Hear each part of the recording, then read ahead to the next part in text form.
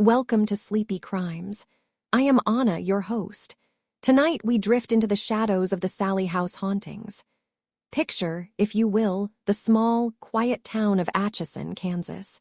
It is a place where the Missouri River curves gently against the land, and the air often carries the heavy, humid scent of the plains.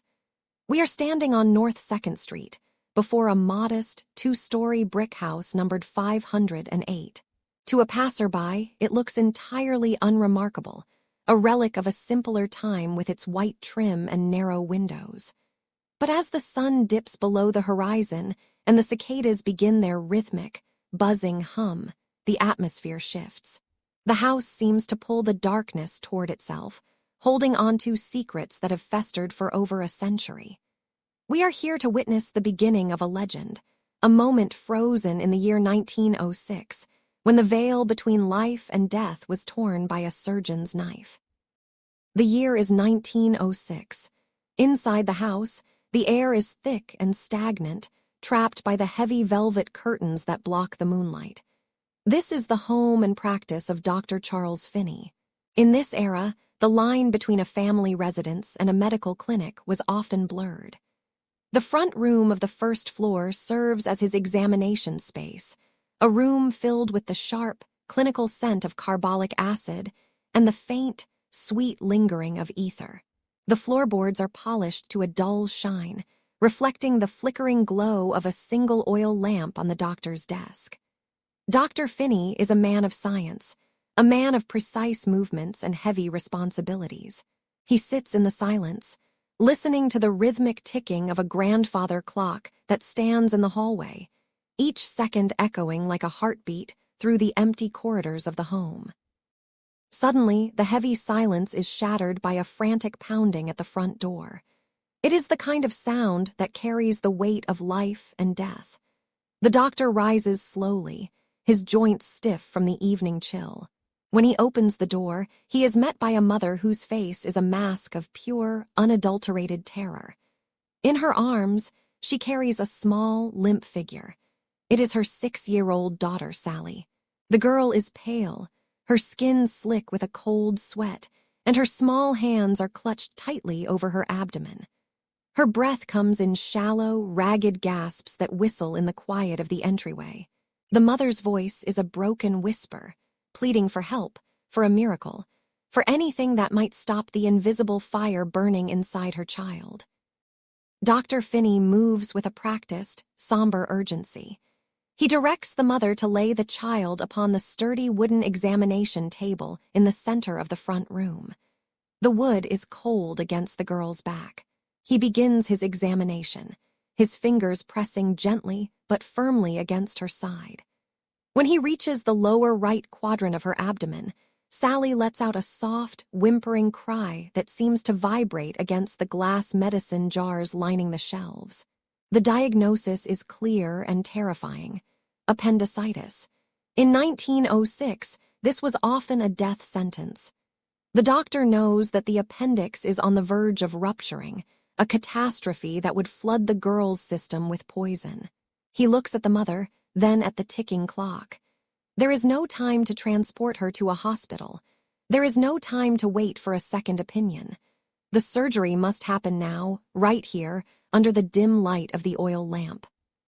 The atmosphere in the room becomes suffocating. Dr. Finney begins to prepare his instruments. He lays them out one by one on a clean linen cloth. The steel scalpels glint with a cold, silver light. He reaches for the tin of ether, the heavy, chemical vapor beginning to fill the small room, making the air feel viscous and hard to breathe. He places the mask over Sallie's face, watching as her eyes flutter, and her small frame begins to go limp. But the doctor is panicked. He can feel the heat radiating from her infection, and he fears every passing second is a second closer to her end. In his haste, his judgment falters. He believes the anesthesia has taken hold, that the girl has drifted into the deep, black safety of unconsciousness. He reaches for the scalpel, his hand steady but his heart racing at a frantic pace.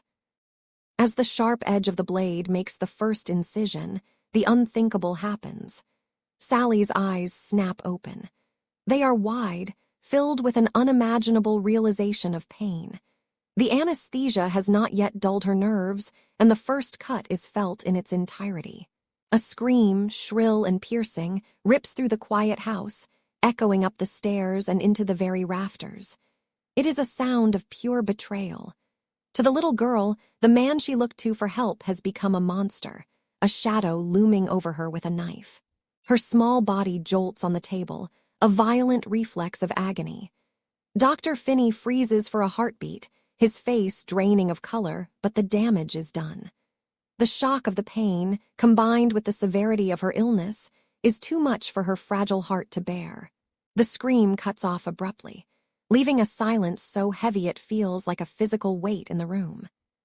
Sallie grows still.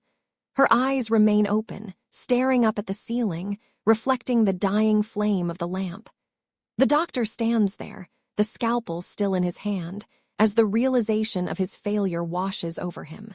The mother's wail of grief begins, a low, guttural sound that will haunt the walls of 508 North 2nd Street for decades to come. It is said that in that final moment of consciousness, Sallie's spirit was seared with a singular image. A man, a doctor, causing her the greatest pain she had ever known. This trauma, born of a botched attempt at salvation, did not dissipate with her final breath. Instead, it settled into the floorboards, the plaster, and the very foundation of the house. The surgery was over, but the story of Sallie was only just beginning to unfold in the darkness. The room where the small girl took her final breath did not vanish when the doctor finally set down his steel instruments. Instead, it became a part of the very skeleton of the house at 508 North 2nd Street. In the quiet town of Atchison, Kansas, the passage of time moves with the slow, deliberate pulse of the Missouri River nearby. The house, built in the late 1860s, stood as a silent witness to the changing world outside its thick brick walls. Originally, those walls were the deep, earthy red of fired clay, a stark contrast against the green Kansas summers. Over the decades, layers of white paint would be applied, coating the exterior like a shroud, masking the history that had begun to settle into the floorboards. As we stand on the threshold of 2nd Street tonight, we aren't just looking at a building. We are looking at a vessel for memory, a structure designed to endure long after its first inhabitants were laid to rest in the dark soil of the plains. The architecture of the home is a modest expression of the Victorian era, specifically leaning toward the Italianate style that was so beloved in the 1900s. Picture the tall, narrow windows that reach toward the high ceilings, designed to draw in the pale afternoon light and the cool evening breezes. From the outside, the house appears deceptively simple, a 2-story rectangle with a shallow hipped roof and a small, inviting front porch. But look closer at the details. Notice the ornate brackets tucked beneath the eaves, like tiny wooden skeletons holding up the weight of the roof. There is a specific geometry to the place, a rigidness that suggests order and propriety. It was a house meant for a family of standing, a place where a physician like Charles Finney could both raise his children and treat the ailments of the community. The front room, where the light hits the floor at a sharp angle, served as the threshold between the private world of the family and the public world of medicine. It was here that the air always felt a little thinner, a little colder, even when the Kansas sun was at its peak. The history of the home is inextricably linked to the Finney family, who moved into the residence around 1867. Michael Finney, the patriarch who had traveled far from his roots in Ireland, sought to establish a legacy on this quiet corner, but the house seemed to demand a heavy toll for its shelter. Within those walls, the veil between life and death was frequently drawn aside. In 1871, Michael himself passed away in the master bedroom, leaving his wife, Kate, to raise their children alone while carrying their 5th child. Tragedies followed like shadows. A young infant named Edwin lived only a year and a half before his life flickered out in 1873. A year later, Kate's own father passed away beneath the same roof. The house became a repository for grief, each loss adding a layer of invisible weight to the atmosphere. You can almost hear the soft rustle of mourning clothes moving through the hallways, the hushed tones of a family perpetually acquainted with the end of things. By the turn of the century, the house had transitioned into the hands of Charles Finney, who had grown from a boy in those halls into a prominent doctor, and even the mayor of Atchison. For decades, the residence functioned as a dual entity, a warm family home and a cold, clinical space for healing.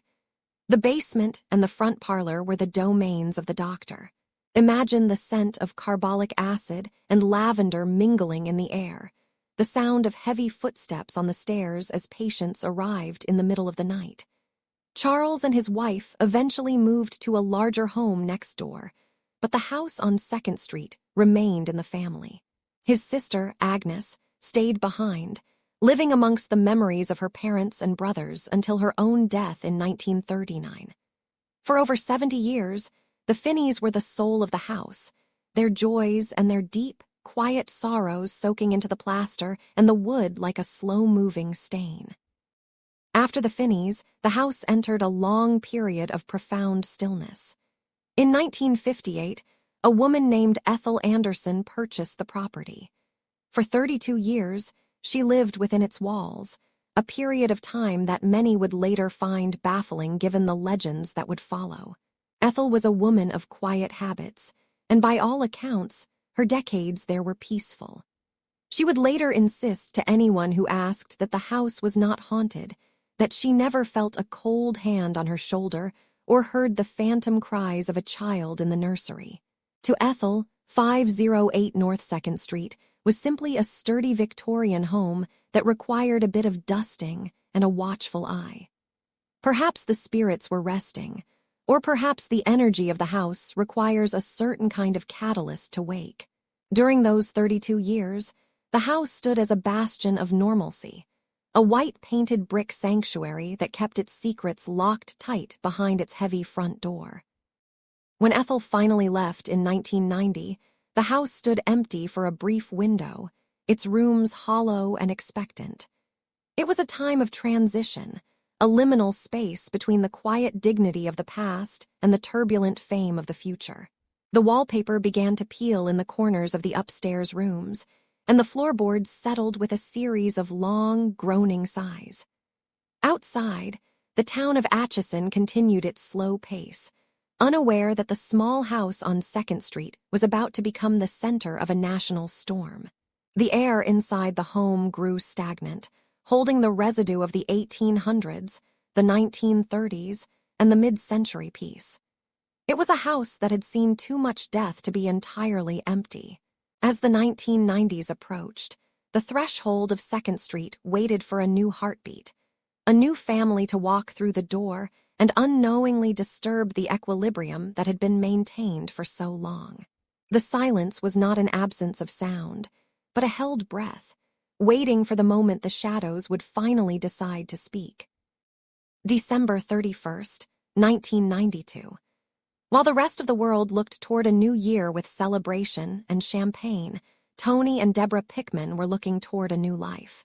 They moved into the 2-story brick house at 508 North 2nd Street in Atchison, Kansas, on the very last day of the year. The winter air was biting, a sharp contrast to the warmth they felt in their hearts.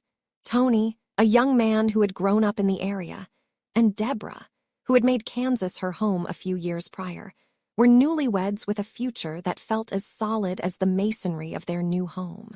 They were expecting their first child in June of 1993, and this house was meant to be the cradle for their growing family.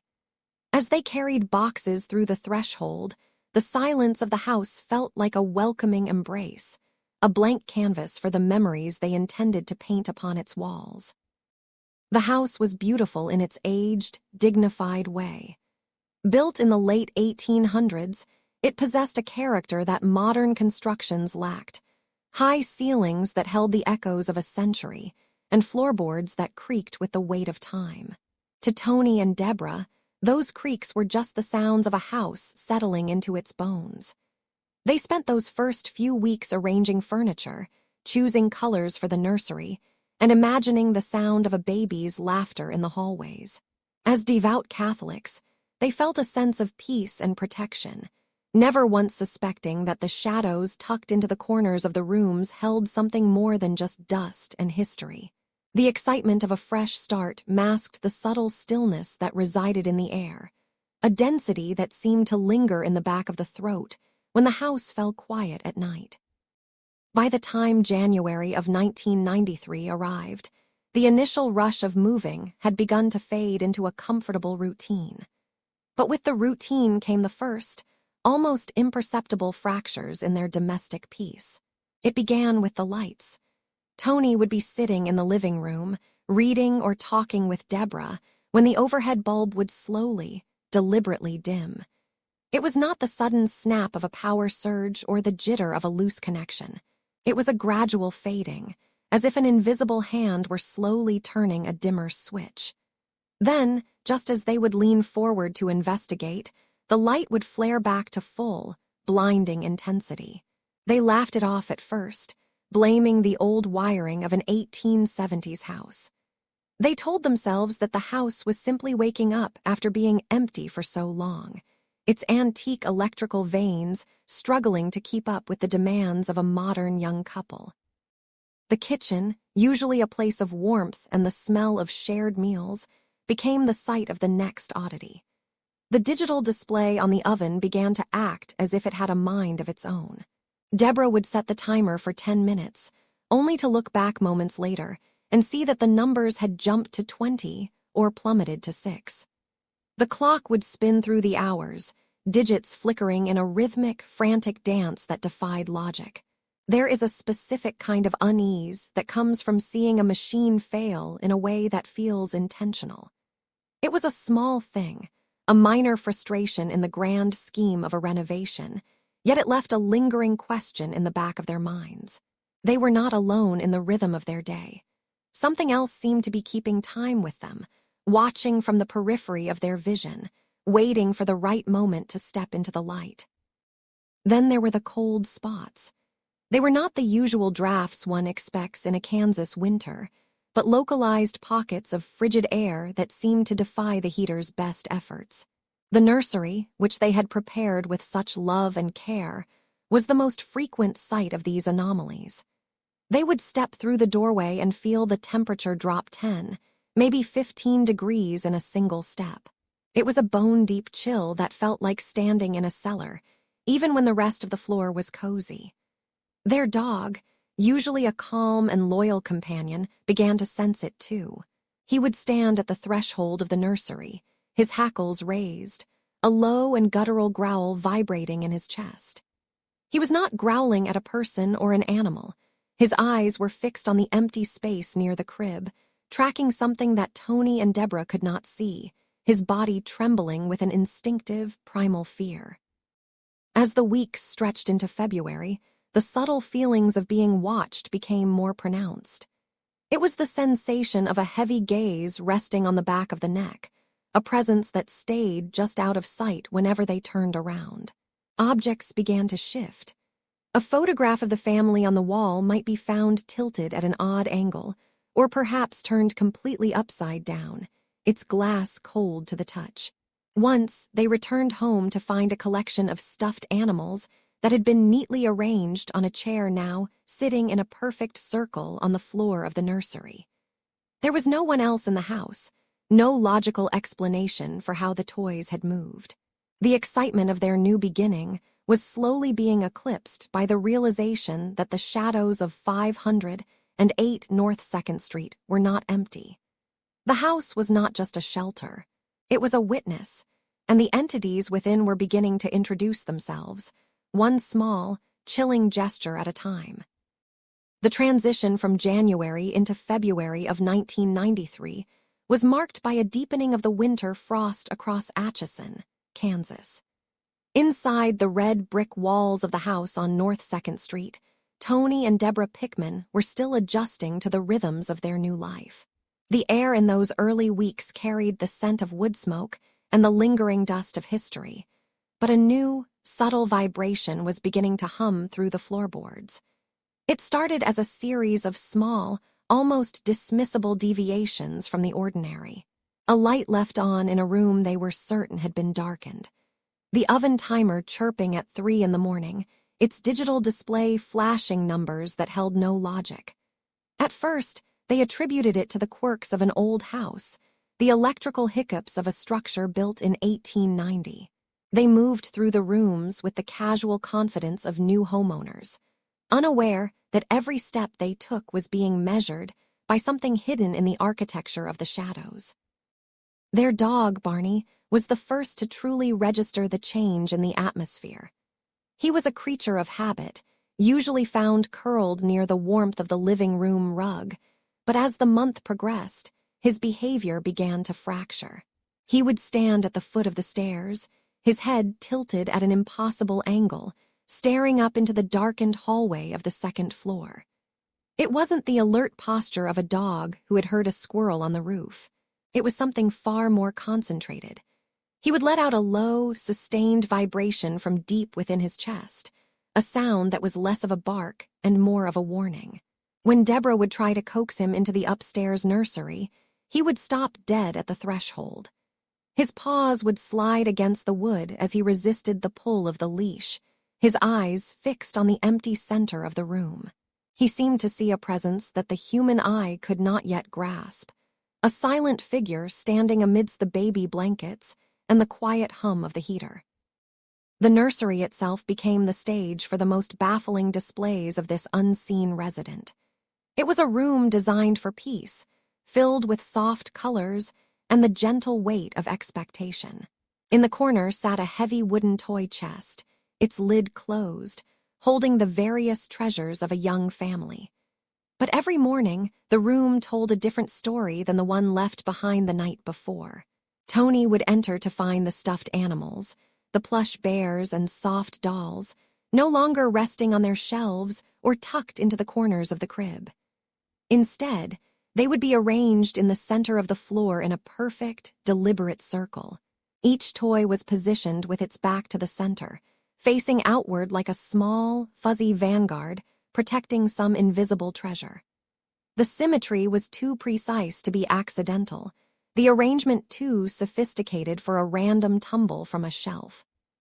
One particular evening, the playfulness of these movements took on a more surreal quality.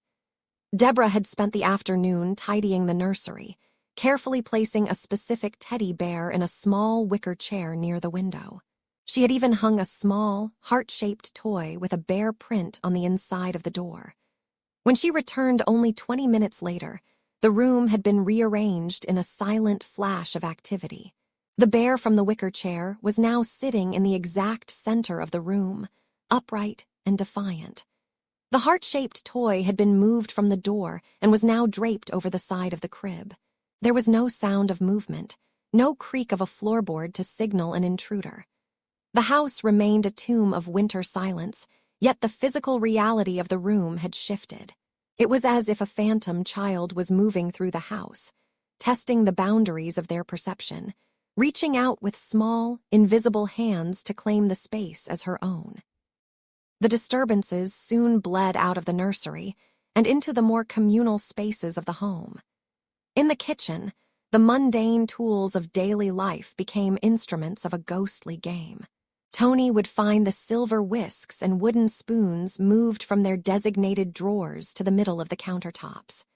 The framed photographs on the walls, portraits of family and moments of joy, would be found turned perfectly upside down. Sometimes the glass of a frame would be found shattered on the floor, yet the nail remained firmly in the wall and the photograph itself stayed pinned in place. There was a peculiar focus to these acts, a sense that the entity was trying to get their attention, moving items that they touched and relied upon every day. It was a slow erosion of their sense of security, a reminder that they were not the only ones inhabiting the space within those brick walls. By the end of that first month, the atmosphere in the house had thickened. The Pickmans found themselves whispering in certain rooms, as if afraid to interrupt a conversation they couldn't hear. They started to look for the dog before entering a room, using his reactions as a barometer for the safety of the air. The toy chest in the dark was no longer just a piece of furniture. It was a symbol of the mystery that was unfolding. The initial curiosity of the toy games was beginning to be replaced by a deeper, more philosophical unease. They were sharing their home with a ghost who knew their names, who played with their belongings, and who seemed to be waiting for them to acknowledge her presence. As the cold Kansas wind rattled the window panes, they realized that the playful spirit they called Sallie was only just beginning to reveal the depths of her story.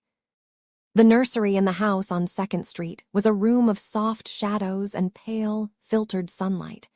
It was meant to be a sanctuary for baby Taylor, a place of safety and quiet growth. Deborah had decorated it with care, filling the shelves with plush bears and soft blankets that smelled of lavender and ivory soap. But as the summer of 1993 deepened into a thick, humid heat, the air in that small room began to feel different. It was as if the room itself were holding its breath, waiting for a presence that did not belong to the living world. The floorboards, old and seasoned by over 100 years of Kansas winters, would groan under a weight that was not there.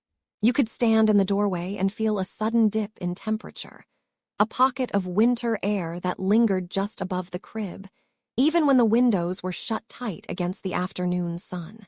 The wood of the crib felt solid and real, yet the air around it was perpetually thin, smelling of faint ozone and the metallic tang of old coins. One evening, Tony was standing near the crib, watching his son sleep. The room was deathly quiet, save for the rhythmic, shallow breathing of the infant. Hanging above Taylor was a mechanical mobile, a simple toy designed to lull a child to sleep with a tinkling, mechanical lullaby. Without warning, the mobile began to spin. It did not just drift. It whirled with a frantic, violent energy. The plastic figures blurred into a chaotic circle of color. The music box mechanism did not play its usual slow tune. Instead, it emitted a high, strained clicking sound. Tony watched, frozen, as the toy spun faster than the motor should have allowed. He could see the way the dust motes danced in the moonlight, suddenly sucked into the vortex created by the spinning toy. Then, as suddenly as it had begun, it stopped. It did not wind down. It simply ceased all movement, the little figures jerking to a halt as if grabbed by a firm, unseen hand. Tony told himself it was a short circuit, a fluke of old wiring and cheap gears, but his heart hammered a different rhythm against his ribs. A few days later, the family returned home after a short trip to find the nursery rearranged. It was a sight that defied the simple logic of a house settling or a breeze through a window. In the very center of the floor, the stuffed animals had been taken from their shelves and arranged in a perfect, deliberate circle. The teddy bears and cloth dolls sat upright, their glass eyes reflecting the dim light, facing inward as if they were participants in a silent, secret meeting. Deborah and Tony stood in the doorway, the silence of the house pressing against their ears. They looked for signs of a break-in, checking the locks and the window latches, but everything was secure. They wondered if Tony's brother had played a prank, a little joke to test the nerves of the new parents. It was easier to believe in a mischievous relative than in a ghost that knew how to play with toys. They put the animals back on their shelves, one by one, their fingers lingering on the soft fur, trying to rub away the chill that had settled into the fabric. As the weeks turned into months, Taylor began to change. He was no longer just a sleeping infant. He was becoming aware of the world around him. But often, his attention was not on his parents or his brightly colored rattles. He would lie on his back in the crib, and his eyes would lock onto a corner of the ceiling where nothing but shadows gathered. His gaze would follow something invisible as it moved across the room, his head turning in a smooth, tracking motion. Then he would laugh. It was not the usual babbling of a baby. It was a clear, joyous giggle, as if someone were playing peekaboo just inches from his face. Deborah would watch from the hall, her heart caught between wonder and a rising, cold dread. She wanted to believe her son was simply gifted with a vivid imagination, but the way he reached out his tiny hands toward the empty air felt too deliberate, too real. He was not playing alone. He was playing with someone he could see, but she could not. The realization finally took a physical form one morning in the kitchen. Tony had just come home from a long night shift, the world outside still gray with the pre-dawn light. He went to the refrigerator to pour a glass of milk, the floor cold beneath his feet. When he turned around, he was not alone. Standing by the wooden table was a little girl. She looked to be about 6 or 7 years old, her brown hair falling in soft waves over her shoulders. She wore a simple dress, a pale, old-fashioned garment that seemed to belong to the 1800s. For a heartbeat, they simply stared at one another. She did not look like a monster or a flickering spirit. She looked like a child who was just as surprised to see him as he was to see her. Then, as Tony's glass slipped from his fingers and shattered against the linoleum, she was gone. There was no fading, no walking away, just a sudden absence, leaving behind only the smell of old dust and the sound of the furnace clicking in the basement. They began to call her Sallie. The name had come to them through whispers of local lore, stories of a girl who had once lived and died within these walls. Deborah, moved by a deep maternal empathy, began to feel a sense of pity for the spirit. She rationalized that if this was indeed a child, she must be lonely. She must be drawn to Taylor because he was the only one in the house who did not fear her, the only one whose soul was still open enough to see her clearly. Deborah began to leave out small tokens, a doll, a ribbon, a shiny coin, near the nursery door. She spoke to the empty rooms in a soft, soothing voice, telling the unseen girl that she was welcome to stay as long as she was kind. It was a desperate attempt to find peace, to domesticate the haunting and transform a terrifying unknown into a tragic guest. But in the shadows of the hallway, where the light of the lamps did not quite reach, the feeling of being watched only grew heavier, more expectant, and much less innocent. Despite the sightings and the strange behaviors, the Pickmans fought to keep their feet planted in reality. They talked about the Sallie sightings as if they were symptoms of exhaustion or the stress of new parenthood. They told themselves that the flickering lights were just the ancient Kansas power grid, and that the moving toys were the result of vibrations from the heavy trucks that rolled down 2nd Street. They clung to these explanations like life rafts in a rising tide. But deep down, in the quiet moments before sleep, the truth was harder to ignore. The house was no longer just theirs. It had become a shared space, a bridge between the living and the dead, and their infant son was the one standing right in the middle of it. Every time they heard a phantom footstep or a soft, melodic hum from the nursery, the walls of their rational world thinned just a little bit more, revealing the cold, dark vastness of the history they were now a part of. The playmate was real, and she was not planning on leaving. The atmosphere within the house at 508 North 2nd Street began to thicken as the winter of 1993 approached. It was a weight that did not come from the humidity of the Missouri River nearby, nor from the settling of the old floorboards. It was a presence that seemed to occupy the very molecules of the oxygen in the hallways. Tony and Deborah had tried to maintain a sense of normalcy, focusing on the upcoming birth of their child and the quiet joy of a new home. But the house had other intentions. The air in the nursery would often turn crystalline and cold, a sharp contrast to the warmth of the kitchen only a few feet away. In those moments, the silence was not peaceful. It was expectant. It felt as though the walls themselves were holding their breath, waiting for a signal that only they could hear. The shadows in the corners of the rooms seemed deeper, less like an absence of light, and more like a deliberate gathering of something dark and ancient. One evening, the house was unusually still. The only sound was the distant hum of a radiator and the rhythmic ticking of a clock that seemed to slow down with every passing minute. Tony was moving through the living room, perhaps thinking of nothing more than the tasks of the coming day. He had become accustomed to the small flickers of light and the misplaced keys, treating them as the quirks of a restless, childlike spirit. He had even grown to find a strange sort of comfort in the idea of Sallie, the little girl in the blue dress who supposedly wandered the halls. But that evening, the comfort vanished. As he walked toward the stairs, a sudden, searing heat bloomed across the skin of his back. It was not a gradual warmth, but a sharp, localized fire, as if a hot iron had been drawn quickly across his flesh. He stopped mid-step, his breath hitching in his throat. The air around him remained cold, yet his skin felt as though it were boiling. He reached back, his fingers trembling as they brushed against the fabric of his shirt.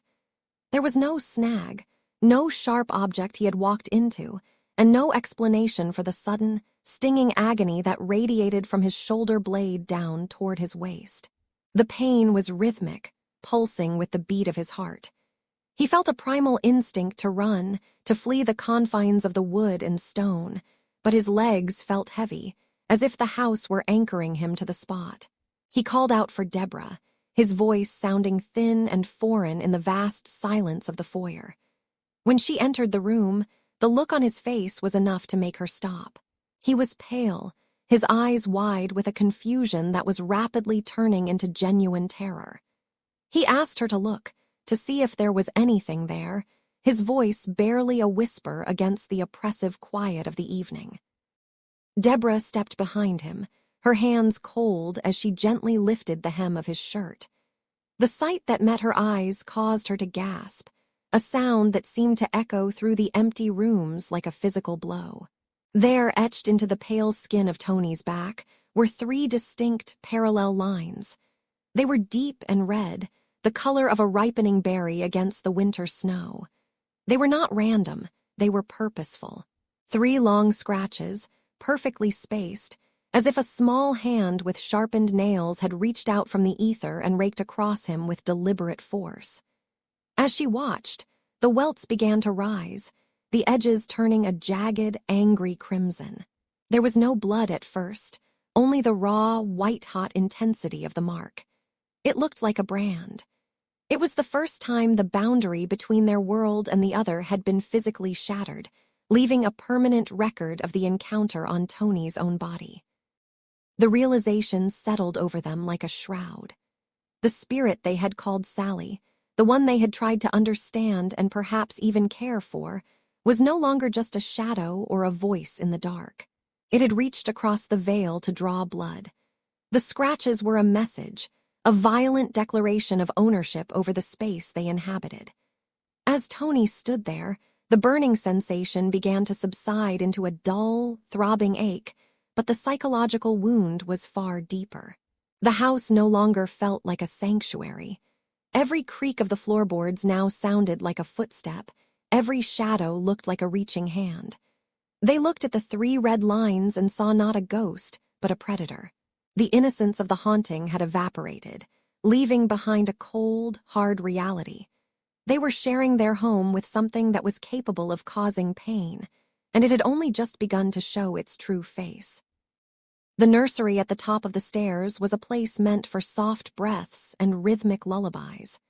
In the deep, heavy quiet of the Atchison night, the house at 508 North 2nd Street seemed to lean into its own shadows, the wood groaning under the weight of over 100 years of history.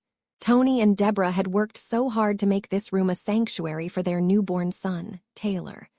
The wallpaper was fresh, the crib was sturdy, and the shelves were lined with soft, plush friends. But there was a heaviness that refused to lift. It was as if the air itself was waiting for a spark, a tension that hummed just beneath the surface of the silence. You could feel it in the way the curtains hung perfectly still, even when a draft should have stirred them. The darkness in the corners felt thicker here, more deliberate, as if it were holding its breath alongside the living residents. It began with the scent. It was not the comforting, earthy smell of wood burning in a fireplace on a crisp Kansas evening, but something sharp, invasive, and deeply wrong. It was the smell of a match struck in a small, windowless room, the acrid, sulphurous bite of immediate ignition. Sometimes the odor shifted into the cloying scent of scorched wool or the chemical tang of melting plastic, a smell that felt old and industrial. Deborah would walk into the nursery, her heart hammering against her ribs, fully expecting to see a wall of orange flame devouring the room. She would sniff the air, her eyes stinging from an invisible irritant, following the ghostly trail of smoke that seemed to permeate the very fibers of the wallpaper. Yet, when she reached the center of the room, there was nothing to see. No haze, no flicker of light, just the heavy, invisible weight of something that had already burned in a place she could not reach. Then, the physical evidence began to manifest in ways that defied every logic the Pickmans clung to. One afternoon, Tony walked into the nursery to find a small, stuffed bear sitting alone in the center of the floor. It had been tucked away on a high shelf only moments before.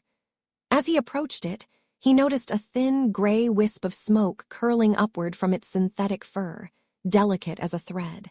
There was no lighter nearby, no magnifying glass to catch the afternoon sun, and the room was cool. He reached down to pick it up, and the heat radiated through his palm, a deep, pulsing warmth that felt organic and alive.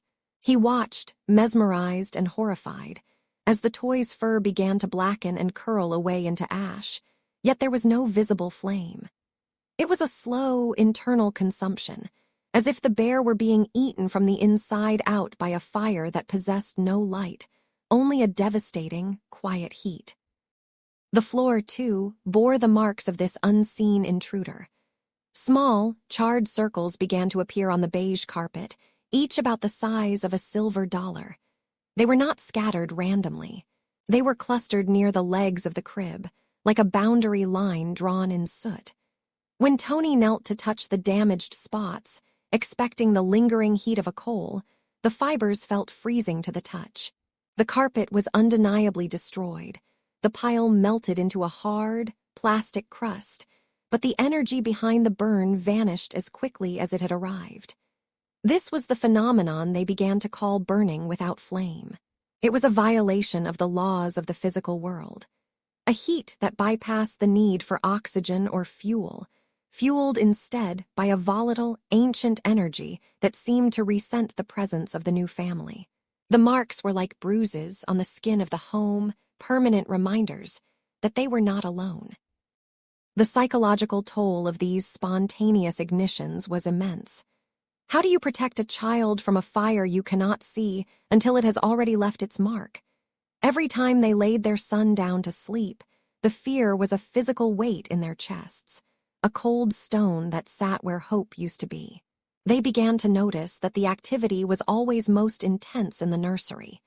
The very room where, decades earlier, the legend claimed a doctor had performed his desperate, failed surgeries. The air in that room would suddenly spike in temperature, rising 10 or 15 degrees in a matter of seconds, making the skin prickle with a phantom sweat, only to plummet back into a bone-deep chill moments later. They were living inside a pressure cooker of spiritual energy, and these small, spontaneous fires were the steam escaping from the lid, a sign that the entity was growing stronger and more restless with every passing hour. The realization was settling in that whatever was in the house with them was not just a lost child looking for a playmate. The fires were aggressive. They were a calculated warning. Each scorched mark on the floor and each singed toy was a message written in ash and shadow. The sanctuary they had tried to build was being slowly, methodically dismantled by a force that did not want them there. They were no longer just observers of a haunting. They were targets of a focused, burning resentment. As the smell of phantom smoke lingered in the hallways long after the sun went down, Tony and Deborah realized that the boundaries between the living and the dead were not just thinning. They were being burned away entirely. The entity they had called Sallie was showing them its true face. And it was a face forged in the heat of a fire that refused to die. A fire that needed no flame to consume everything they held dear. The descent into the basement of the Sallie House is not a journey taken lightly. It begins at a narrow wooden door in the kitchen, a threshold that seems to hold back a different kind of atmosphere entirely. As you place your hand on the cold latch and pull, the air that escapes from the stairwell is heavy, carrying the scent of damp limestone and a faint, metallic sharpness that lingers at the back of the throat. Each step down the wooden staircase is a slow, deliberate surrender to the shadows. The wood beneath your feet doesn't just creak, it groans with a weary, rhythmic weight, as if the house itself is exhaling. By the time you reach the final step and find your feet on the cold, uneven floor, the sounds of the world above, the muffled chirping of birds in Atchison or the distant hum of a passing car, fade into nothingness. You are left in a silence so profound it feels physical, pressing against your eardrums like the weight of deep water. This is the heavy silence of the basement, a place where time seems to have curdled and settled into the very walls. To stand in this space is to understand the true foundation of the haunting. The walls are made of thick, rugged stone and mortar, standing as they have since the house was constructed in the late 1800s. In the dim light of a flashlight, the shadows don't simply dance. They seem to cling to the corners with a strange, oily persistence. It was here, in this subterranean level, that Dr. Charles Finney is said to have maintained his medical practice. In an era before modern hospitals were common in every town, the doctor's home was often the primary site for emergency care. The basement was his theater of necessity, a place where the boundary between life and death was frequently crossed. You can almost see the ghosts of the past in the way the light catches the dust motes. The spectral outline of a heavy wooden table, the glint of steel instruments, and the frantic, flickering candles of a midnight surgery. There is a lingering resonance of urgency and pain that has never quite dissipated from the limestone. The history of this room is intrinsically tied to the tragedy of the young girl named Sallie. According to the legend that has haunted this property for over a century, a desperate mother brought her 6-year-old daughter to Dr. Finney's door in the middle of the night.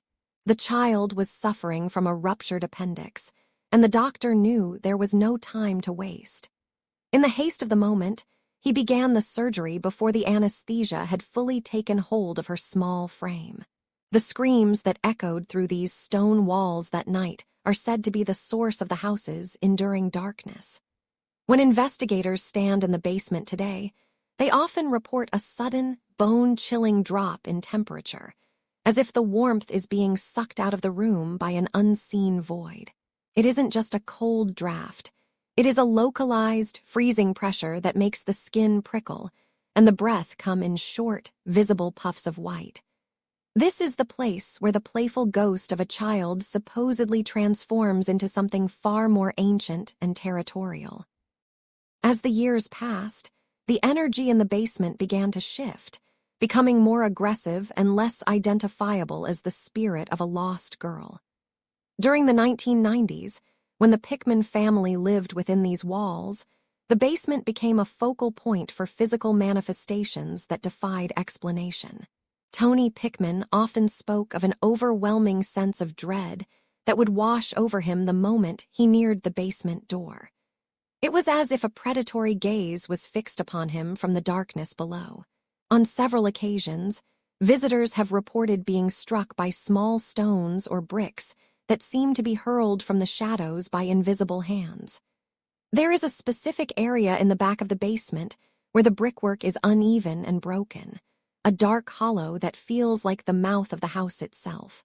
It is in this corner that the silence is the heaviest and the air feels thickest. Some believe that the basement doesn't just house the spirit of a girl, but acts as a siphon for all the negative energy that has ever occurred on this land, concentrating it into a singular, malevolent force.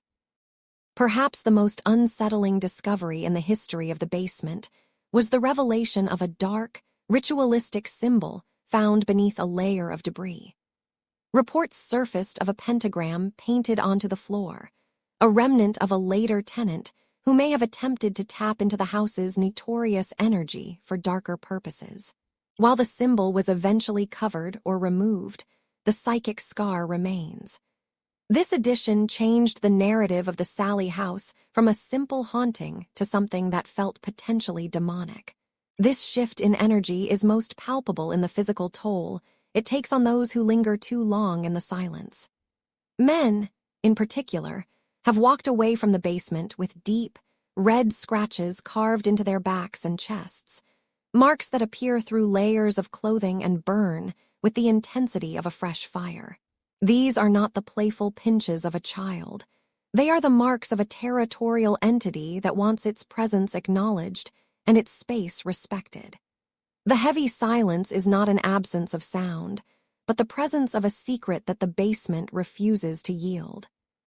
When you finally turn to leave, climbing the stairs back toward the warmth of the kitchen, there is a distinct feeling of being followed. The silence doesn't stay behind. It clings to your heels, a heavy shadow that only dissipates once the door is firmly latched shut. You are left with a lingering nausea and the realization that the basement is the true heart of the house, a place where the tragedies of the early 1900s have been preserved in the cold stone like insects in amber. The surgeries of Dr. Finney and the pain of a young girl are only the beginning of the story. Beneath the floorboards and the foundation, something else is breathing, waiting for the next person to brave the descent.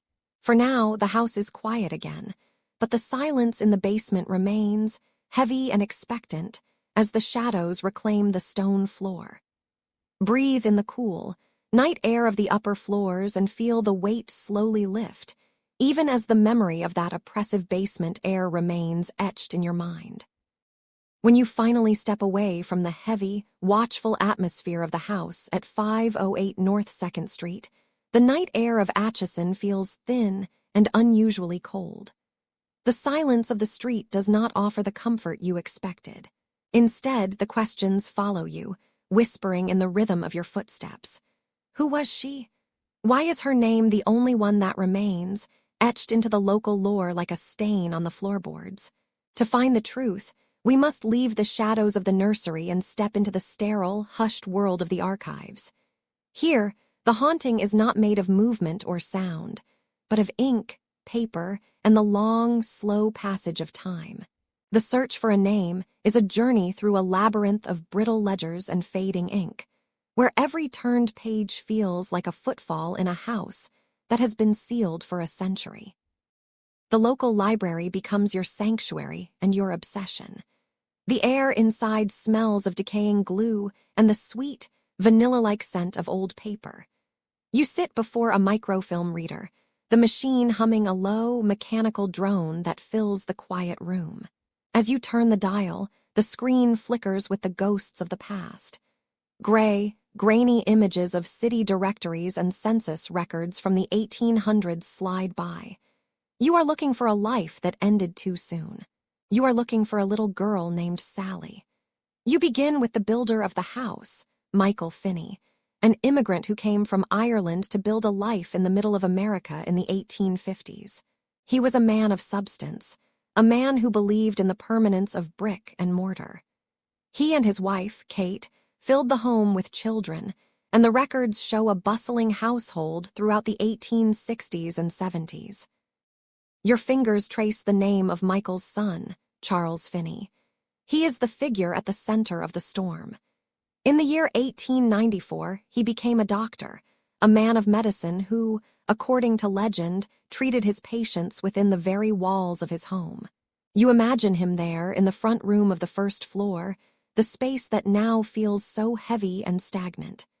You see the layout of the house in your mind, the way it was repurposed into a place of healing, or perhaps a place of unintended suffering. The records confirm that Charles lived at 508 North 2nd Street for many years. But as you dig deeper into the death certificates of the late 1800s and the early 1900s, a strange and unsettling void begins to emerge. You look for a Sallie, a girl of 6 years, whose life was supposedly cut short on a surgical table in that very room.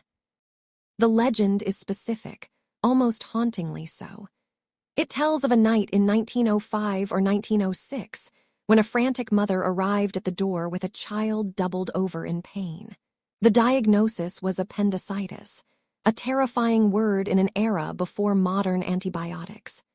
The story says that Charles, fearing the appendix would burst, did not wait for the anesthesia to take full effect before he made his first incision. The screams of the child, a little girl named Sallie, are said to have been the last sound she ever made. But as you scroll through the official records for those years, the name Sallie is nowhere to be found. There is no Sally Finney who died at 6 years old. There is no record of a patient of that description dying in the house during a medical procedure. The archive is silent, offering no validation for the tragedy that has defined the house's reputation for decades. This silence is a different kind of ghost. It suggests that either the record is lost or the name itself is a fiction. Some investigators have spent years combing through the history of the neighborhood, looking for a child from a different family who might have been brought to the doctor. They found a headstone in a nearby cemetery for a girl named Isabel Sallie, but she lived at a different time, in a different place. They looked into the life of Joanna Barnes, a woman who lived next door and suffered through her own deep tragedies, eventually spending years in an asylum. Could the name Sallie be a misremembered fragment of another story? Or perhaps, as some more skeptical researchers suggest, the identity of the little girl was a later invention, a name given to an energy that had no voice of its own. You begin to realize that the search for a name is not just about a person, but about how a legend is built, layer by layer, until the fiction becomes more real than the history. As the library lights dim and the archives close for the night, you are left with a mystery that has only grown more complex.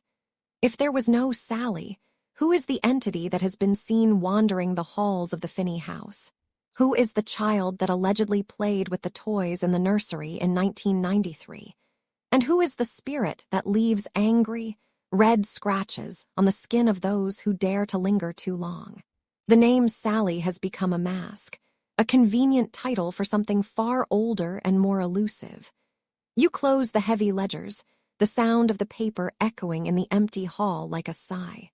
The records tell us who lived and who died, but they cannot tell us who stayed behind. The investigation into the Finney family has provided the framework, but the soul of the house remains hidden in the gaps between the written words, waiting for us to return to the shadows and listen once more. The quiet of Atchison was broken in the early winter of 1993 by the low rumble of heavy vans. They arrived like a modern caravan, pulling up to the curb of the brick house on 2nd Street. For the town, it was a spectacle, but for the house, it was an intrusion of a different kind. The sightings television crew brought with them a weight that the old floorboards hadn't felt in a long time. It wasn't just the weight of the men and women, but the heavy, cold density of technology. They carried in silver cases lined with foam, containing lenses that promised to see what the human eye could not. There was a rhythmic, metallic clatter as they unloaded tripods, and the sharp, distinctive click of locking joints. They were here to bridge the gap between the seen and the unseen, armed with the most advanced tools of the late 20th century. As the front door swung open, the stale, recycled air of the house met the crisp Kansas wind, and for a moment, the atmosphere seemed to hold its breath. Inside, the house became a maze of black cables. They snaked across the hardwood floors and up the staircase like thick, plastic vines, pulsing with a current that the house seemed to resist. The crew set up their command center in the living room, a glow of emerald and amber lights from the monitors casting long, distorted shadows against the wallpaper. There is something uniquely unsettling about seeing an old, haunted space through the grainy, flickering screen of a 1990s monitor. The resolution was soft, the edges blurred, as if the very air of the Sallie House was too thick for the light to penetrate. The technicians spoke in low, hushed tones, their voices muffled by the heavy headsets they wore. They were searching for a frequency, a ripple in the static, waiting for the house to acknowledge their presence. But the house didn't welcome them. It began to drain them, starting not with their spirits but with their machines. Almost immediately, the technical malfunctions began. It wasn't the dramatic failure of a blown fuse, but a slow, parasitic leaching of power. Camera batteries that had been charged for 12 hours went flat in 30 minutes. The indicators on the professional-grade equipment would dip from green to red, as if something invisible were pressing its thumb against the power cells. The camera operator, a man named Phil, reported a sensation of immense pressure, a static charge so dense it made the hair on his arms stand upright.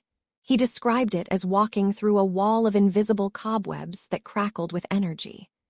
On the audio recordings, a strange, rhythmic snapping sound could be heard, a sound that wasn't present in the room to the naked ear, but was captured by the sensitive diaphragms of the microphones. It was a sharp, percussive pop, like the snapping of small bones or the discharge of a spark, following the investigators from the kitchen into the nursery. Then came the thermal evidence. Howard Heim, a researcher with a steady hand and a skeptical eye, moved through the hallways with a temperature sensor. In the middle of the upstairs landing, he found it, a pocket of air only 4 inches in diameter that was significantly colder than the surrounding space. It wasn't a draft from a window or a leak in the insulation. It was a distinct, floating column of ice-cold energy that seemed to hover in the air like a ghost of a person. As the lens of the thermal camera turned toward it, the screen showed a deep, bruised purple against the warm oranges and reds of the hallway. It was a void of heat, a hole in the physical world. The researchers stood around this invisible pillar, their breath hitching as they felt the sudden, sharp bite of the cold against their skin. The house was no longer just a setting. It was an active participant, reacting to the lens with a cold, silent defiance. But the most harrowing evidence was not found in the machines, but on the flesh of Tony Pickman. As the cameras rolled, the light of the recording lamps caught something moving across his back. It began as a faint pinkness, a slight irritation that Tony felt as a dull, burning heat. But then, in full view of the crew and under the unblinking eye of the lens, 3 distinct, angry red lines began to bloom.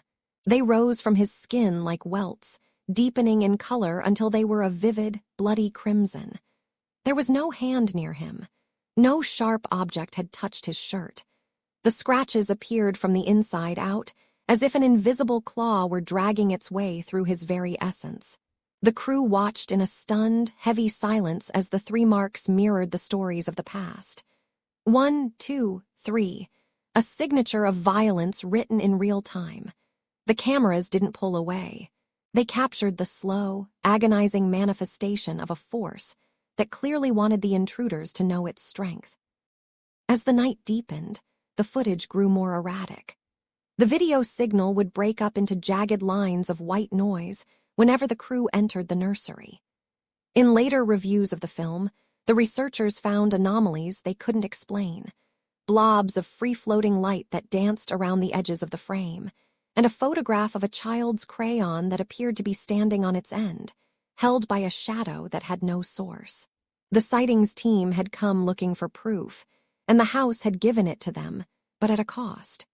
They left with reels of tape and canisters of film, but they also left with a sense of profound unease. They had looked through the lens at the ghost, but the ghost had looked back, and in the reflection of the camera's glass, it had seen exactly how to hurt them. The technology that was meant to provide clarity had only revealed the depth of the darkness.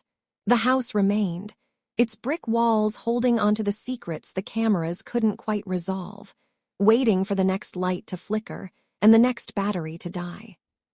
The air inside the house at 500 and 8 North 2nd Street began to change as the winter of 1992 bled into the early months of 1993.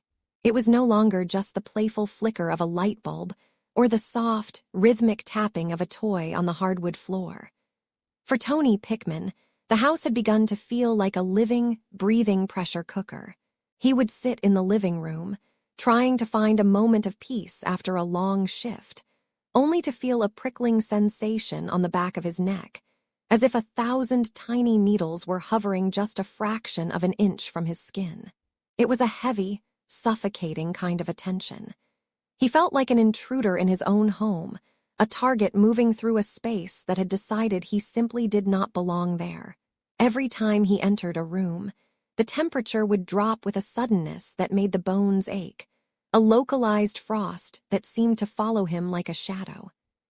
The first time the entity reached out to touch him physically, the sensation was so sharp it felt like a paper cut from a blade made of ice. Tony had been standing in the kitchen, reaching for a glass of juice, when a searing heat bloomed across the small of his back. He gasped, the glass nearly slipping from his fingers as he turned to look behind him. There was no one there. The kitchen was silent, the only sound the low hum of the refrigerator. When his wife, Deborah, lifted his shirt, her face went deathly pale. 3 distinct, angry red welts had risen on his skin, carved with a precision that seemed impossible. They weren't just surface irritations. They were deep, raised ridges that radiated a heat she could feel against her palm. It looked as though a small hand with 3 long, sharp fingers had raked across him with deliberate, focused malice. This was the beginning of what would later be called the trial of Tony Pickman, a systematic erosion of a man's physical and mental well-being. As the weeks passed, the attacks became more frequent and significantly more aggressive. It was as if the entity was testing Tony, pushing to see how much pain he could endure before he broke.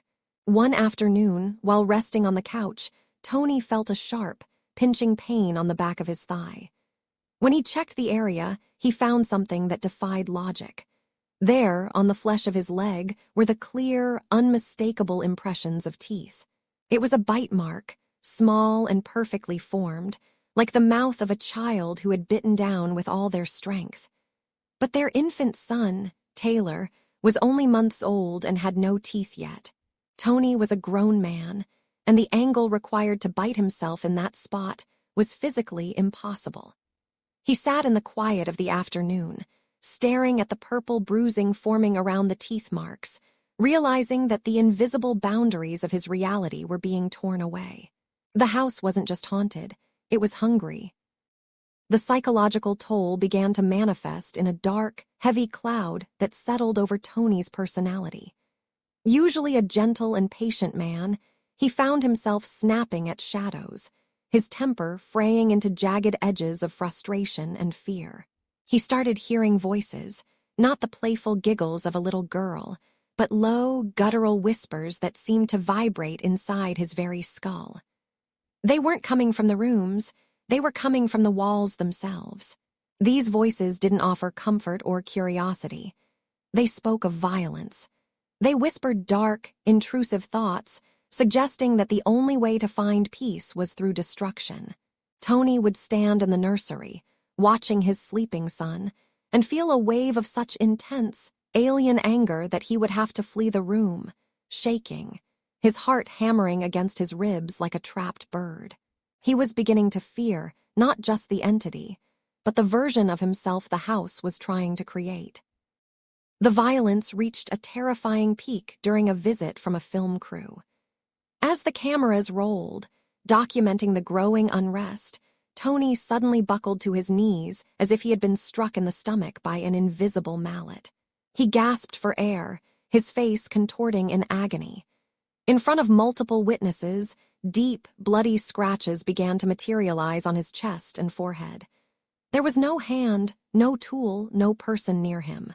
The skin simply parted as if sliced by a razor, and the blood began to bead and trickle down his face in slow, crimson ribbons. Even more chilling were the burn marks, round, blistered welts that looked like the end of a lit cigar had been pressed into his skin. The psychological weight of being attacked in front of others brought a different kind of pain.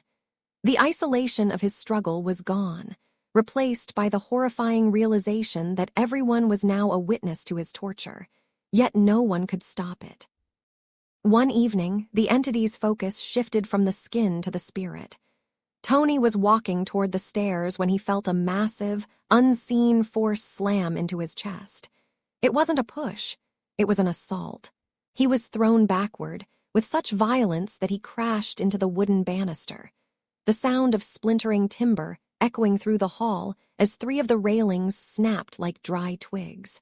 He nearly tumbled over the edge, down into the dark well of the staircase.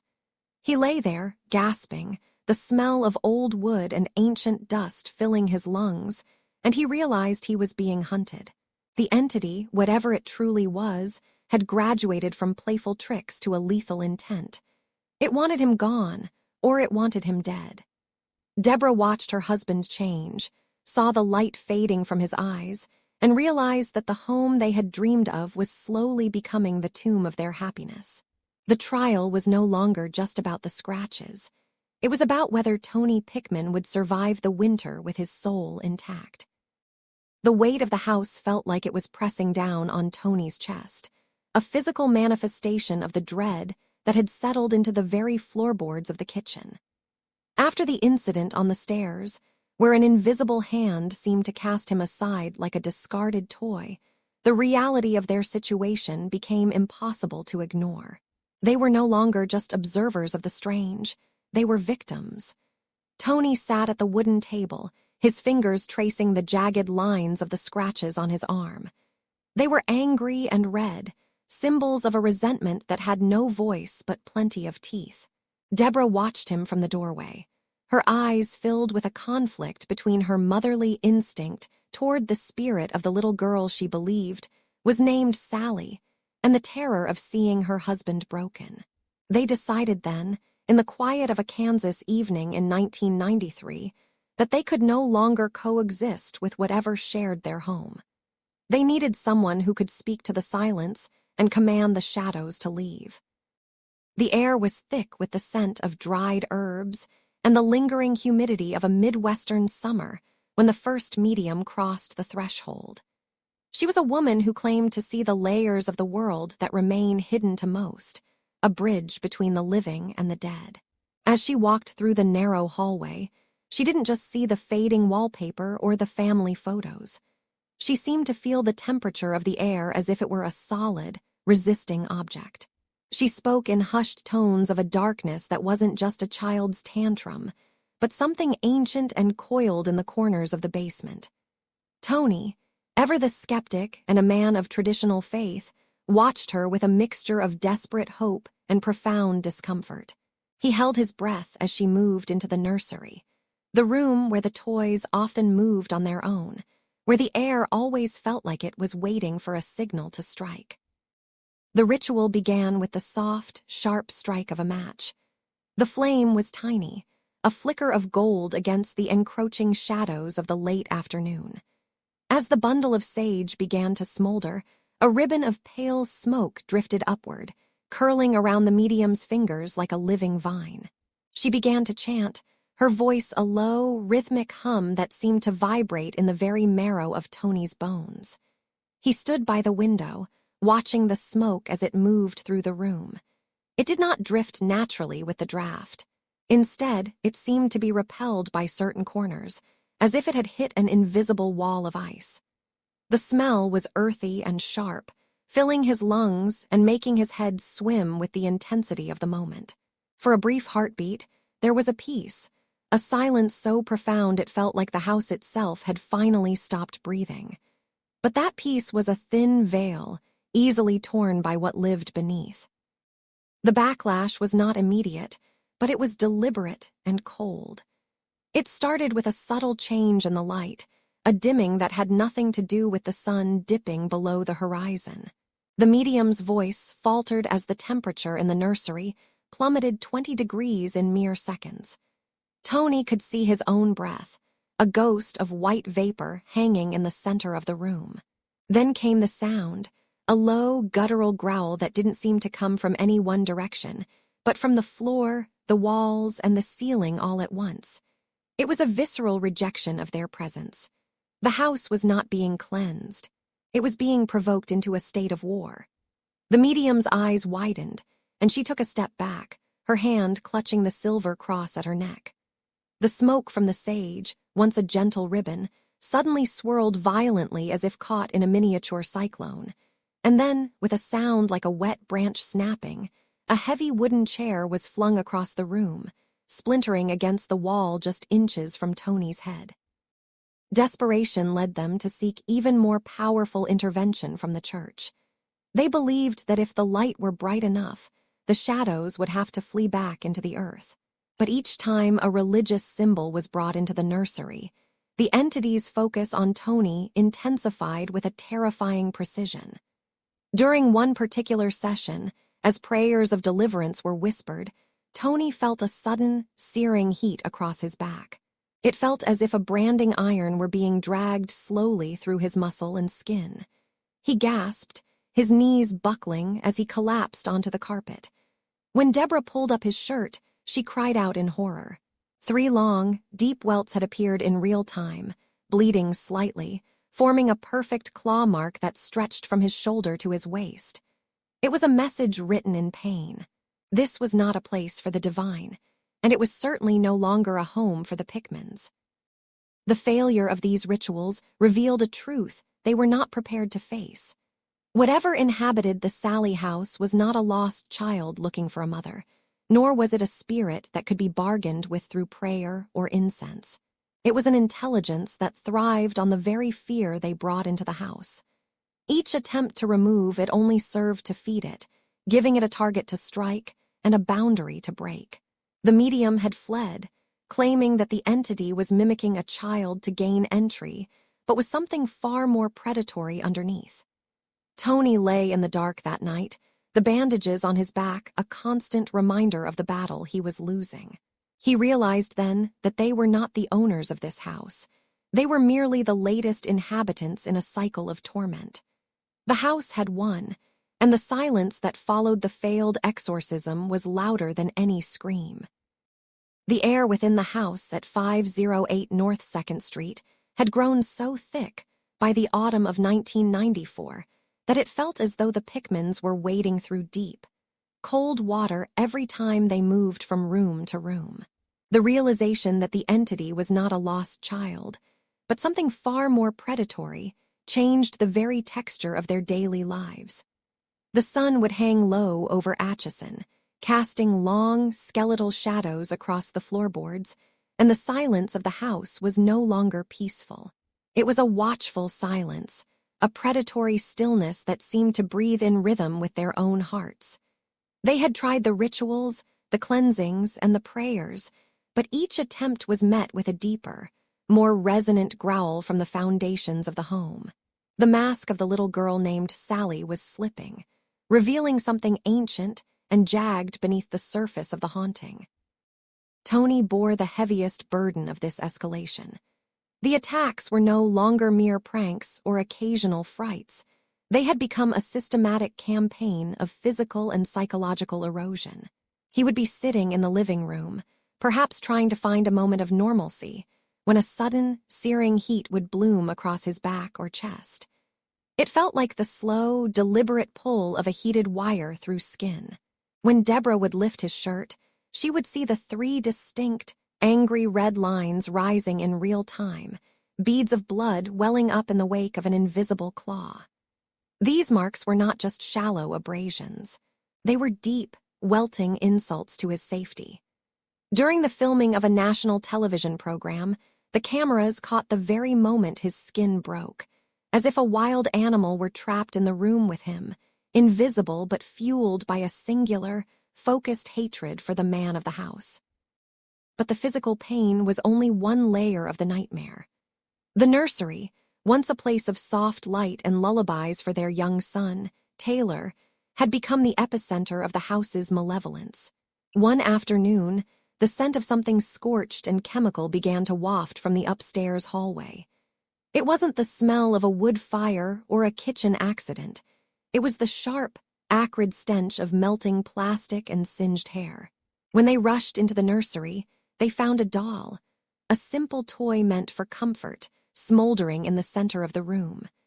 There were no candles nearby, no faulty wiring in the walls, and no logical explanation for how the fabric had ignited. The fire was small, but its message was massive. It was a declaration that even the things meant for their child were no longer safe. The entity was demonstrating its reach, showing them that it could manifest heat and destruction at will within the very walls where they slept. As October arrived, the psychological toll on Tony began to manifest in terrifying new ways. He began to experience blackouts, stretches of time where the world would simply fade to black, leaving him with no memory of his actions. These were not mere lapses in concentration. They were accompanied by a dark, heavy influence that seemed to press against the back of his mind. He would wake from these episodes feeling a cold, hollow distance from his own family, sometimes gripped by irrational, violent urges that were entirely foreign to his gentle nature.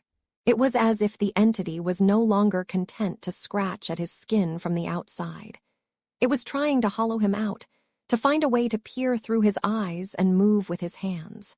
The fear that he might lose control, that he might inadvertently harm the people he loved most, became the ultimate horror. The house was no longer just a place of ghosts. It had become a crucible of possession. The final straw came during one of those long, oppressive nights when the shadows seemed to detach themselves from the corners. The details of the very last encounter are often blurred by the sheer trauma of the moment, but the core of it was a profound sense of immediate, mortal danger. The Pickmans realized that they were no longer fighting for their home or their sanity. They were fighting for their lives. There was no dramatic climax of special effects, only a cold, quiet certainty that if they stayed another night, they might not all leave together. In the middle of October, 1994, they began to pack. They didn't wait for a moving truck or a calculated transition. They gathered what they could carry, the essentials for the baby and the few things that didn't feel tainted by the atmosphere of the house, and they prepared to walk away from the life they had tried so hard to build in Atchison. As they stood on the threshold for the last time, the house felt strangely empty, as if the entity was watching them go with a satisfied, mocking silence. Tony looked back at the stairs, the same stairs where he had been pushed and scratched, and felt a final, lingering chill. They closed the door of 508 North 2nd Street and heard the lock click, a small, metallic sound that marked the end of their 2-year ordeal. As they drove away, the Victorian facade grew smaller in the rearview mirror, its windows like dark, unblinking eyes.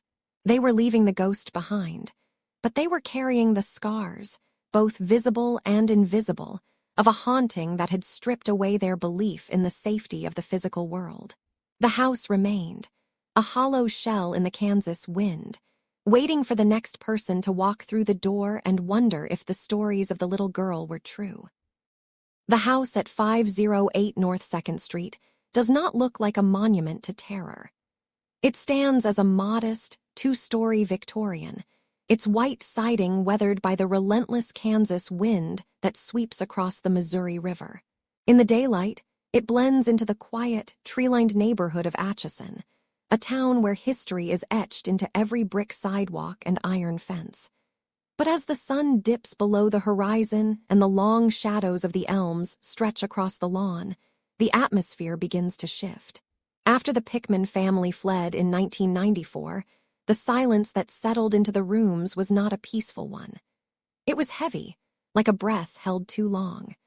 The neighbors would look at the windows, wondering if they would see a small, pale face looking back, or if they would hear the distant, muffled sound of a child's laughter echoing from the nursery. For a time, the house stood empty, a hollow shell of the nightmare it had hosted, but it was far from finished with the world of the living. As word of the haunting spread, the Sallie House transformed from a private residence into a living legend. It became a pilgrimage site for those who seek the thrill of the unknown, managed eventually by the Atchison Chamber of Commerce. Today, the doors are open to those brave enough to step inside, though the visit comes with a price that is more than just the admission fee. Visitors must sign a legal waiver, a thin piece of paper that acknowledges the potential for physical harm. It is a sobering reality to hold in your hand before crossing the threshold. You enter the front parlor where Dr. Charles Finney once received his patients in the late 1800s.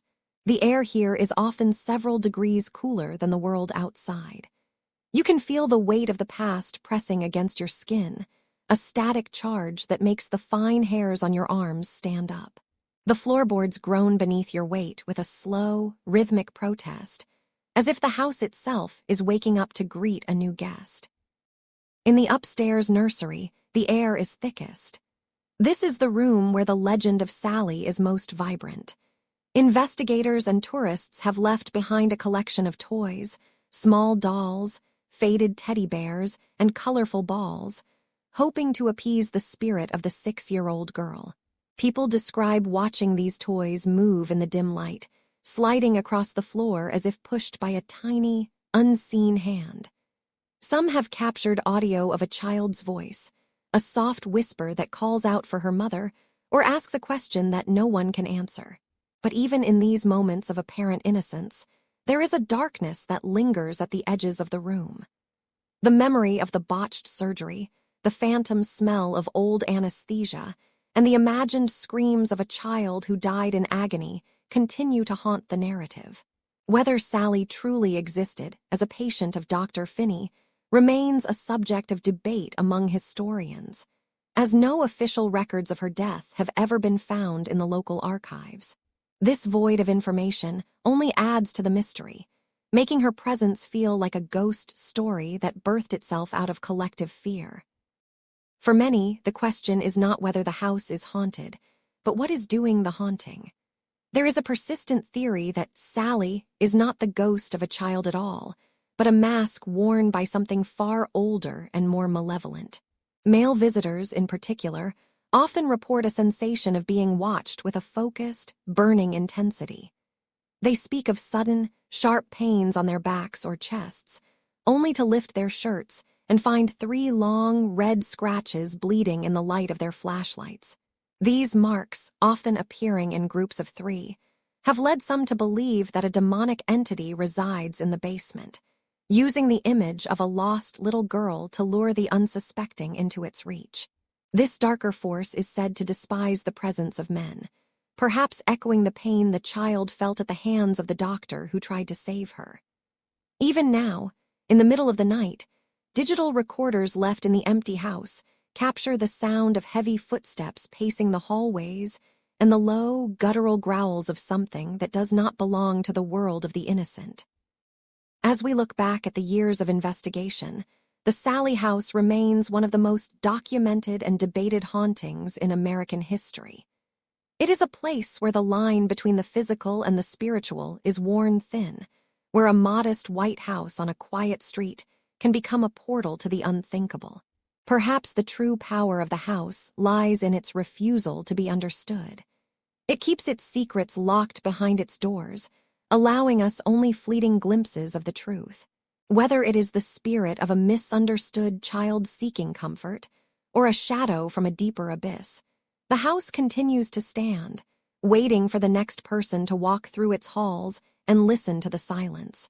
Atchison remains a town of whispers, a place where the Victorian architecture hides more than just the dust of the years. The legend of the Sallie House lives on, a testament to the things we cannot explain and the shadows that refuse to leave. The case rests now. Let the details fade. You are safe. Close your eyes, breathe deeply, and have a good night. Sleep well.